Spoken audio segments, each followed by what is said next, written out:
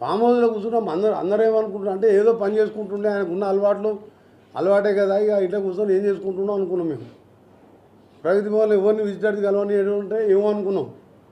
ఆయన కూర్చొని వీళ్ళని పెట్టుకొని ఫోన్ ట్యాపింగ్ చేసి మొత్తం ఇలా తెలంగాణ అంటే నముల పాలు చేసి తన సొంత కూతురు ఇవాళ తిహార్ జైల్లో ఉన్నదంటే ఎక్కడైనా పోయి మాకు రేపు ఢిల్లీకి పోయి ఏదైనా సెంట్రల్ మినిస్టర్ దగ్గర పని ఉంది, మా తెలంగాణ మినిస్టర్ అని చెప్పుకోవాలంటే కూడా సిగ్గుపడే స్థాయికి తీసుకొచ్చిన కేసీఆర్ నువ్వు తెలంగాణని. ఏందా టెలిఫోన్ ట్యాపింగ్ నీది? టెలిఫోన్ ట్యాపింగ్ ఏంది నీది? ఎవడన్నా బుద్ధున్న ముఖ్యమంత్రి ఎవడన్నా చేస్తాడా? నువ్వు ఇన్ని మంచి పథకాలు చేస్తే పబ్లిక్లో పోయి ఓట్లు అడగాలి, ఓట్లు తెచ్చుకోవాలి. ఈ ట్యాపింగ్లతోనేందుకు, వ్యాపారస్తులతోనేంది? ఇవన్నిటి గురించి మొత్తం ఎందుకంటే ఇక ఫైనల్గా అందరు ఇరుక్కున్నారు. ఇక లాభం లేదు.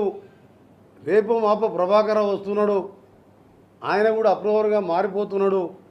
మొత్తం కేసీఆర్ చెప్పింది కాబట్టి నేను చేస్తున్నా, నేను నా కొడుకు కూడా జైల్లోకి పోవాల్సిన సమయం ఆసన్నమైందని చెప్పి మొన్న ఈ నెల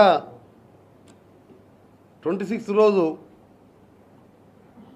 ఇలా అల్లుడు మేనల్లుడు పుట్టి మాటకారి, ఆయనకి ఏమైనా పెట్రోల్ దొరికింది కానీ అగ్గిపెట్టె దొరకక అమాయకుల్ని చంపిన వ్యక్తి హరీష్ రావుని అమెరికాకు పంపించిండు. ఎన్నడు పంపించిండు?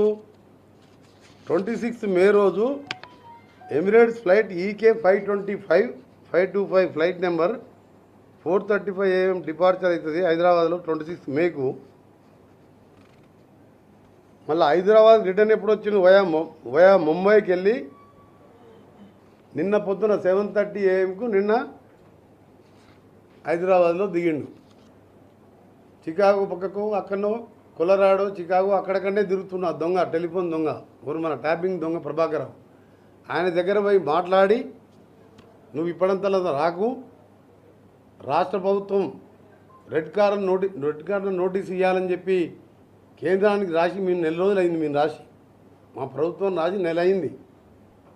రెడ్ కార్నర్ నోటీస్ ఇవ్వాలంటే సిబిఐ పర్మిషన్ కావాలి. సిబిఐ పర్మిషన్ రాలే, దానికోసం వెయిట్ చేస్తున్నాం. ఈ లోపల ఈయన హరీష్ రావుని దొంగచాటుగా, మీకు ఎవరికైనా తెలిస్తే అమెరికా పోయినట్టు హరీష్ రావు ఎవరికైనా? నేను మొన్న 24th పోయి 27th వచ్చిన, పోయే ముందు ప్రెస్ నోట్ ఇచ్చిపోయినా. తెలంగాణ మహాసభలు ఉన్నాయి, 26 పోతున్నారు. మన 1.5 day అక్కడ ఉండి ఎమ్మడే వచ్చేది స్టేట్మెంట్.